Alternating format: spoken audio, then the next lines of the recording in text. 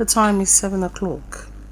This is Emirate Radio 98.5 FM, the voice of the people. Here is Emirate News at 7. I am Bukola Omoshewo. First, the headline. FG reaffirms commitment to health sector stability. NYSC releases orientation date for 2026 Batch A. Osimhen reportedly threatens Super Eagles exit. The news and details. The federal government has announced that its dispute with the National Association of Resident Doctors is due to policy and budget limits, not neglect. While assuring continued healthcare services, the Minister of State for Health, Dr. Isiaq Adekunle Salako, noted that the President Tinubu approved higher allowances for health workers in November 2025, adding that nearly 90 billion naira annually for call duty, shift duty, non-clinical work, and rural posting. He further acknowledged public frustration over strikes, but emphasized that the government is, in collaboration with the Ministry of Labour, is committed to dialogue to maintain industrial peace and prevent service disruptions. In another bit, the National Youth Service Corps (NYSC) has announced that the 2026 Batch A stream orientation course will begin nationwide on Wednesday, January 21, across its 37 orientation camps. In a statement shared on its official X handle today, the scheme said camp registration will run from January 21st to midnight on Friday, January 23rd, with the same day as the closing ceremony, set for Tuesday, February 10, 2026. NYSC Director General Brigadier General Olakunle Nofio also urged prospective corps members to travel safely to their states of deployment and avoid night journeys. While management advised strict adherence to the orientation timetable to ensure a smooth exercise. Still in the news, the Nigerian Center for Disease Control and Prevention (NCDC) has reported 1,119 confirmed cases of Lassa fever across the country in 2025, with young adults aged 21 to 30 emerging in the most affected groups. In its Lassa fever reported for week 51, December 15 to 21, the agency said 2,006 deaths were recorded, giving a fatality rate of 18.4%, up from 16.4% in the same period of 2024.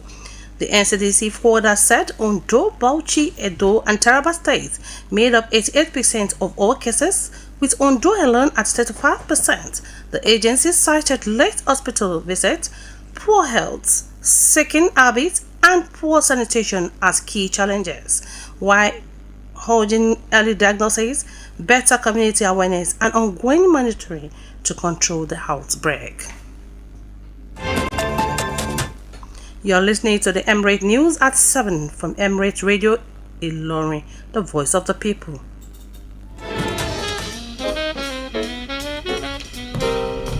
Feel the clarity, feel the connection.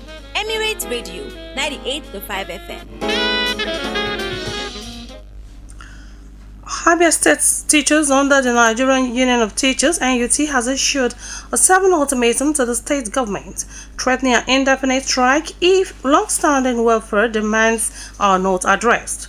In a notice dated January 5th and signed by the state chairman Kingsley Madu and Secretary Nena Nkonkwo, the union said the ultimatum, which expires at midnight, January 12th, follows government's inaction on issues earlier raised in December 19th communique. The NUT cited unreserved concern, including irregularities in the 65-40 years service extension policy, unpaid salary arrears, delayed promotion results, salary disparities, and the non-implementation of agreed wage adjustment, while warning that failure of acts would disrupt the industrial harmony currently enjoyed in the states. Still in the news, Nigerians have been urged to take security matters let me take that again.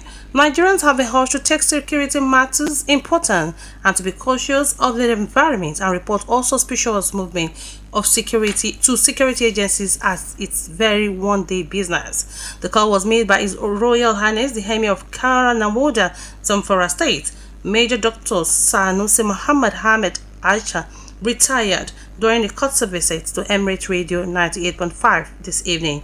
It said the youth are the backbone of any society. It is therefore their duties to use their youth in protecting and defending the society.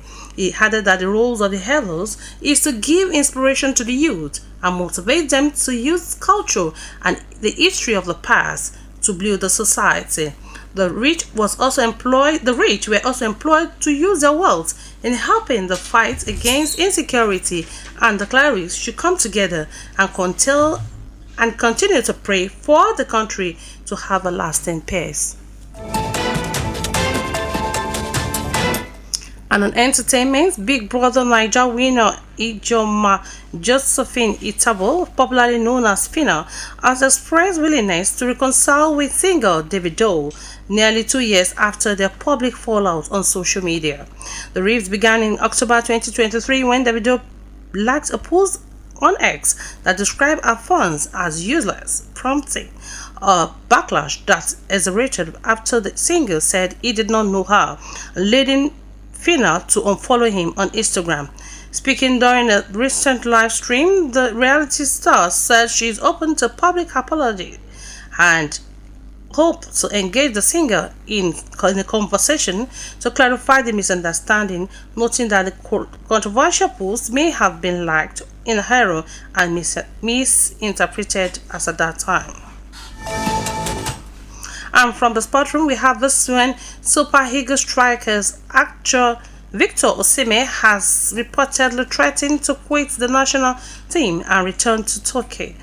According to reports, Osimhen was left following the game and his information with Ademola Lookman during the 4-0 win over Mozambique at the ongoing 2025 African Cup of Nations yesterday. Despite scoring twice with assistance from Lookman, the striker reacted angrily in the 64th minute after his teammate failed to pass to him. He was, however, pacified by senior officials of the Nigerian Football Federation (NFF). Meanwhile, it is unclear whether the striker will be in time for Saturday quarter-final against either the Congo or Algeria. And that will be all on Emirate News this hour. Here again are the highlights. Federal government reaffirms commitment to health sector stability. NYSC releases orientation dates for 2026 Batch A. Osimhen reportedly threatens Super Eagle exit. The Emirates News at 7 was compiled and edited by Mistura Isa and read by Bukola Omoshewo. For updates and interactions, follow us on all our social media platforms at Emirate FM 98.5. Good evening.